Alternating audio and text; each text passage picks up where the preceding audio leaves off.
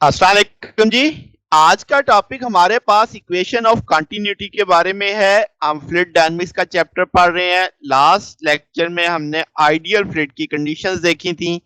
तो अब हम कुछ बेसिक प्रिंसिपल्स देखेंगे जो कि फ्लूइड डायनामिक्स के साथ डील करते हैं। तो उनमें से एक बुनियादी चीज है इक्वेशन ऑफ कंटिन्यूटी। फिर इसी से एक डेफिनेशन बनाएंगे जो कि कहलाएगी फ्लो रेट। तो उससे क्या मुराद ली जाती है वो भी समझेंगे। तो शुरू करते हैं। आज का हमारा मेन टॉपिक हुआ इक्वेशन ऑफ कंटिन्यूटी।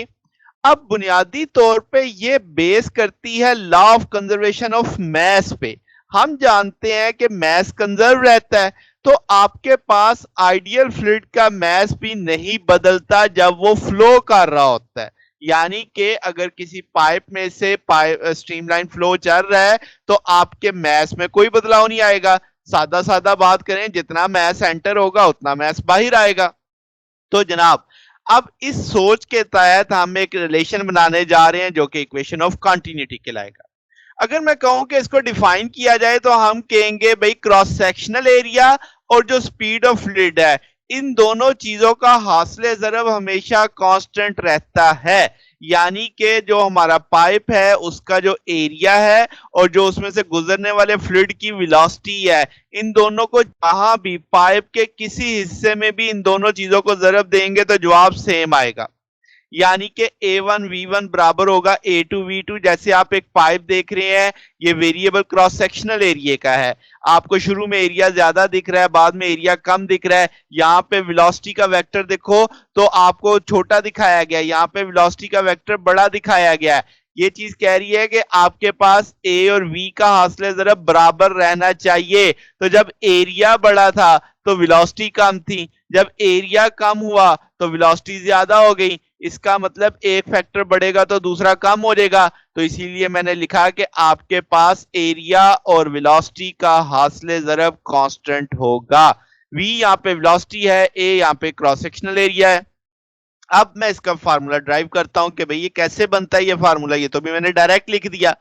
तो इसकी डेरिवेशन जब हम देखते हैं तो जब हम कहेंगे आइडियल फ्लूइड है जो कि non uniform cross sectional area वाले पाइप से गुजर रहा है। इस पाइप में हम आइडियली ये मानते हैं कोई सोर्स कोई सिंक नहीं है ताकि इक्वल मैस हमेशा फ्लो करता रहे। तो इसका मतलब जो 1 नंबर और 2 नंबर वाली पोजीशनें दिख रही हैं, इसमें आपका मैस जितना डेल्टा M1 होगा उतना डेल्टा M2 होगा। ठीक है, इसे मैं डेल्टा M से मेंशन कर देता हूं।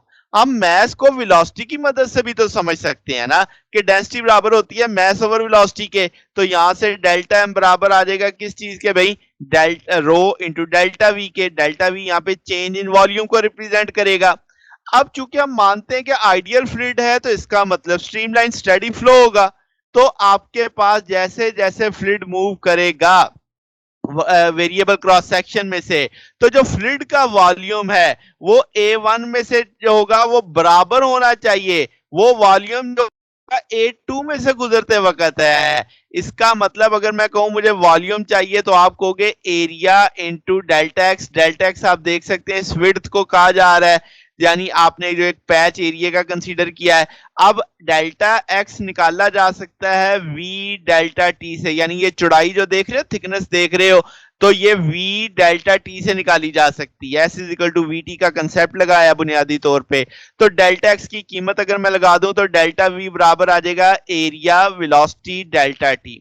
अब ये सोच के अगर मैं कहूं कि इस हिस्से का वॉल्यूम निकालो भाई पहले वाले का, तो आप कहेंगे कि भाई मैथ्स के लिहाज से अगर मैं कहूं डेंसिटी इनटू वॉल्यूम का कंसेप्ट था तो डेंसिटी तो कांस्टेंट है। तो आप कहोगे कि इस हिस्से में एरिया A1 है, वेलोसिटी V1 है, टाइम डेल्टा टी। फिर आप जब फ्लूइड चलते चलते चलते जब इस हिस्से में पहुंचा है वही डेंसिटी रहेगी, area A2, velocity V2, time delta T. अब मैंने टाइम इंटरवल सेम रखा है। क्या मतलब, जितने टाइम में हमारा फ्लूइड इस पोर्शन से गुजरेगा यानी डेल्टा एक्स से 1 से गुजरेगा, उतना ही टाइम मुझे देखना है यहां से यानी कि आपके पास आपने इक्वल इन टाइम इंटरवल में ये नोट किया है मैस कि जितने टाइम में यहां से मैस गुजरा उतने टाइम में यहां से भी उतना ही मैस गुजरा। तो अब आपके पास डेल्टा m1 भी है। इस सोच से हमने इक्वेशन नंबर 2 में ये बुनियादी तौर पे वैल्यूज लगा दी हैं। वॉल्यूम हमें पता है कैसे निकलता है। तो जनाब अब आपके पास मैं कह सकता हूं कि इक्वेशन नंबर जो 1 थी जब m1 बराबर था किसके, m2 के, तो आपके पास डेल्टा m1 भी है डेल्टा m2 भी है। वैल्यूज प्लेस कर देंगे, डेंसिटी डेंसिटी से कट जाएगी, डेल्टा टी डेल्टा से कट जाएगा, तो a1 v1 बराबर आ जाएगा a2 v2 के। तो ये हमारे पास इक्वेशन ऑफ कंटिन्यूटी कहलाती है।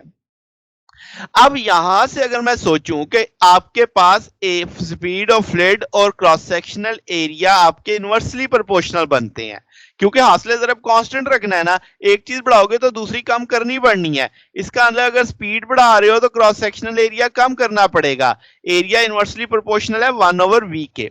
अच्छा, अब अगली जो चीज बड़ी अहम है वो है फ्लो रेट।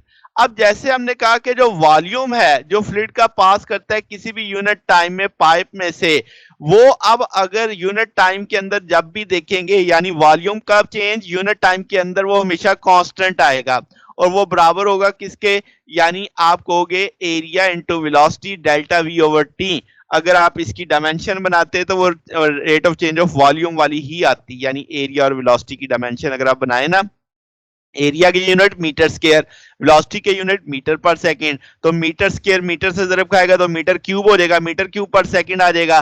तो अब इसका मतलब ये वॉल्यूम की चेंज ओवर टाइम आ रहा है आपके पास, तो इसका मतलब एरिया और वेलोसिटी का असली ज़रब तो कांस्टेंट रहना है, तो delta we over delta T का जवाब भी कांस्टेंट रहना है। ये चीज आपके पास क्या कहलाती है, वॉल्यूम फ्लो रेट, यानी rate time rate of flow of volume, ये आपका क्या रहता है, कांस्टेंट रहता है।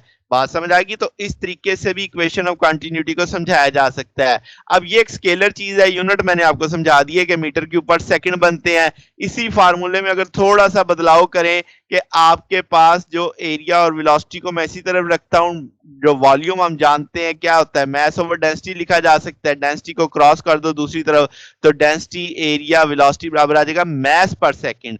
तो यहाँ पे वॉल्यूम का जब आप देख रहे थे flow of volume in unit time, अब क्या आ जाएगा, flow of mass in unit time आ जाएगा आपके पास।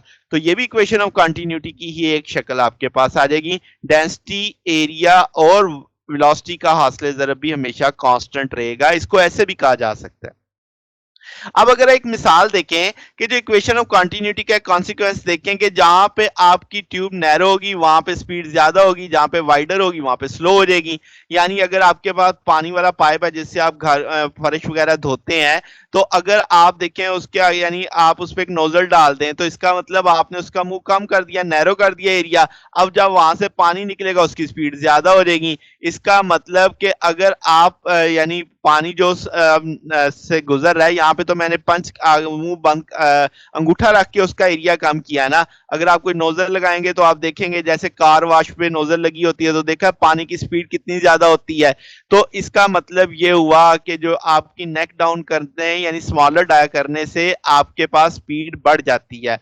और बेशुमार मिसालें हमारी जिंदगी में ऐसी हैं, जैसे कि आप देखें कि ट्यूबवेल में आपने देखा होगा कि पानी की धार जो निकलती है वो साथ ही गिर जाती है। क्यों, ट्यूबवेल के पाइप चौड़ा होता है, जबकि हमारे घरों में अगर ऐसा पाइप लगा हो जो बारीक पाइप लगा होता है तो पानी जरा दूर तक जाएगा। फिर आपके पास आपने देखा होगा दरियाओं का पार्ट काफी चौड़ा होता है तो आपको पानी बड़ा आहिस्ता आहिस्ता चलता हुआ दिखाई देता है, यानी एरिया ज्यादा वेलोसिटी कम।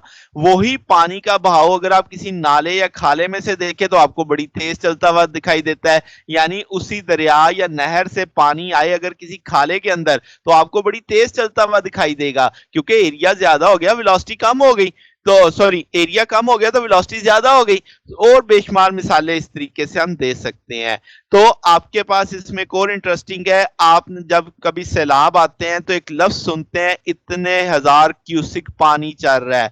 तो क्यूसिक बुनियादी तौर पे भी यूनिट इसी के हैं फ्लो रेट के, कि अगर 1 cubic feet of water flow करता है 1 सेकंड में तो हम उसे 1 क्यूसिक कहते हैं। अब 1 क्यूबिक फीट ऑफ वाटर अगर मैं वॉल्यूम मानूं तो वो 28.32 लीटर आता है उसमें, यानी कि 28.32 लीटर पानी 1 सेकंड में कहीं से गुजर रहा है तो उसे मैं 1 क्यूसिक बोलूंगा। तो अगर आप किसी एक डैम का कहें कि अगर एक डैम में से 1 क्यूसिक पानी छोड़ा जा रहा है एक दिन में, यानी आप तो आपके पास 2.45 मिलियन लीटर पानी आप 24 घंटे में छोड़ेंगे। यानी कि आपने 1 सेकंड में 1 क्यूसिक छोड़ा तो पूरे 24 घंटों के बनाए तो वो 2.45 मिलियन लीटर ऑफ वाटर बनता है आपके पास। तो ये इस तरीके से फ्लो रेट को इस यूनिट के साथ भी देखा जाता है।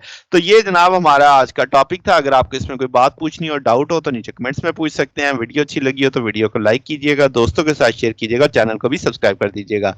अब तक के लिए इतना ही, बाकी इंशाल्लाह फिर नेक्स्ट देखेंगे। ओके, अल्लाह हाफिज।